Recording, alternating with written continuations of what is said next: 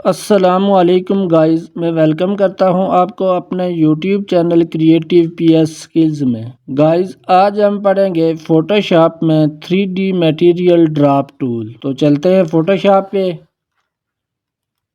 एक ये image open करता हूं, उसके बाद एक ये इमेज ओपन करता हूं। हमारे पास एक ये इमेज है, उसके बाद एक ये इमेज है। इन दो इमेजेस के ऊपर हम 3D मटेरियल ड्रॉप टूल की प्रैक्टिस करेंगे।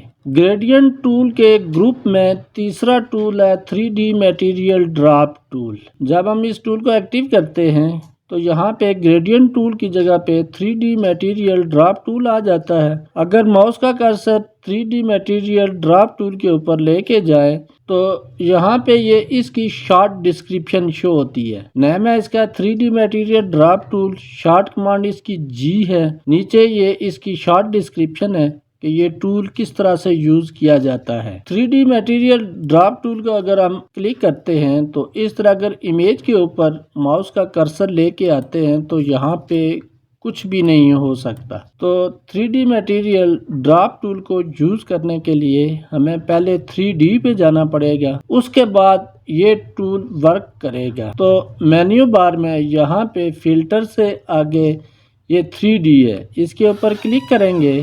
क्लिक करने के बाद यहाँ ड्रॉप डाउन लिस्ट में न्यू मैश फ्रॉम लेयर के ऊपर माउस का कर्सर लेके आते हैं तो एक और ड्रॉप डाउन लिस्ट ओपन होती है। इस ड्रॉप डाउन लिस्ट में मैश प्रीसेट पे क्लिक करते हैं या माउस का कर्सर लेके आते हैं तो एक और ड्रॉप डाउन लिस्ट शो होती है। इस ड्रॉप डाउन लिस्ट में से किसी एक के ऊपर क्लिक करके हम 3D पे जा सकते हैं। मैं यहाँ पे सिलेंडर पे क्लिक करता हूँ, बल्कि यहाँ पे क्यूब पे क्लिक करता हूँ। यहाँ इस तरह का एक डायलॉग बॉक्स ओपन होता है, यहाँ से यस करना है तो हम 3D पे आ जाते हैं। मूव टूल के ऊपर क्लिक करना है और प्रॉपर्टी बार में यहाँ पे इस पहले ऑप्शन को क्लिक करने के बाद अगर हम इस इमेज के ऊपर माउस का कर्सर लाकर इस तरह से ड्रैग करते हैं तो ये 3D शेप शो होने लगती है।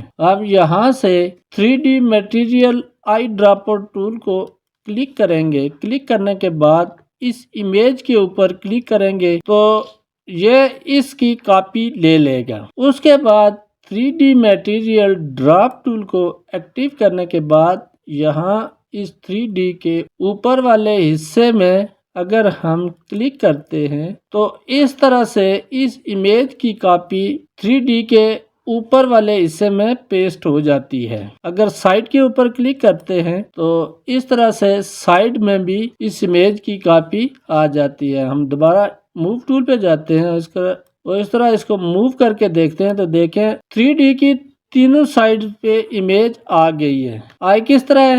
हमने 3D material eye dropper tool से यहाँ से इस पहले वाली इमेज के ऊपर क्लिक किया, इसने इसकी कॉपी ली। उसके बाद 3D मटेरियल ड्रॉप टूल को एक्टिव करने के बाद जब हम ऊपर की तरफ क्लिक करते हैं तो ये इमेज की कॉपी 3D के ऊपर वाले हिस्से में पेस्ट हो जाती है और साइड में क्लिक करते हैं तो यही इमेज साइड में भी आ जाती है। अगर हम इसको रोटेट करके नीचे वाली साइड के ऊपर आते हैं, उसके बाद यहाँ 3D मटेरियल ड्रॉप टूल से यहाँ पे क्लिक करते हैं तो ये इमेज नीचे वाली साइड पे भी आ जाएगी।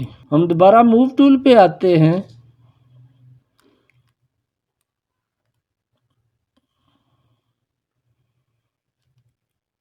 और इस तरह से इस 3D को रोटेट करते हैं। उसके बाद हमने फाइल मेन्यू में जाना है, यहाँ से सेव एज पे क्लिक करना है, सेव ऑन योर कंप्यूटर।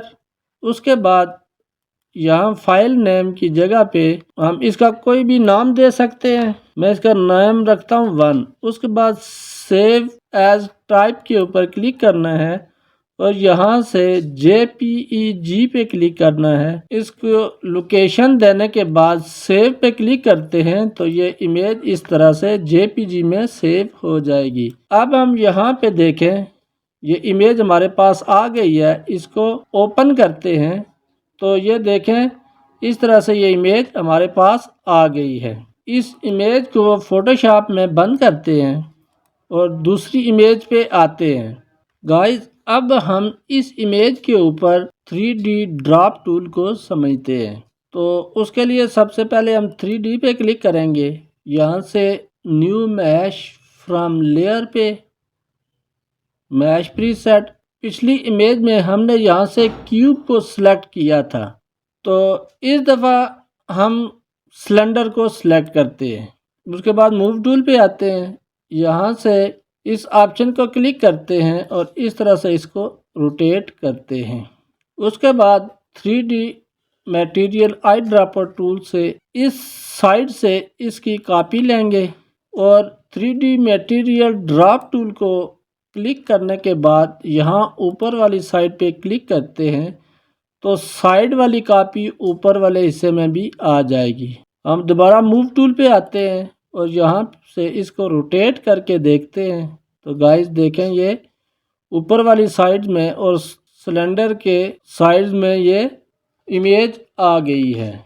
उसके बाद पहले की तरह हम यहाँ पे फाइल पे क्लिक करेंगे। उसके बाद सेव एज पे यहाँ सेव ऑन योर कंप्यूटर, यहाँ से इसका नेम रखेंगे 2 और डेस्कटॉप को क्लिक करने के बाद यहाँ सेव एज टाइप में से JPG को सिलेक्ट करेंगे और सेव कर देंगे। यहाँ से ओके करेंगे तो गाइस यहाँ पे देखें ये 2 नंबर की इमेज हमारे पास इस तरह से सेव होके आ गई है। तो गाइस इस तरह से 3D मटेरियल ड्रॉप टूल को यूज़ किया जाता है। उम्मीद है गाइस आपको 3D मटेरियल ड्रॉप टूल की समझ आई होगी। मिलते हैं नेक्स्ट वीडियो में, तब तक के लिए अल्लाह हाफिज़।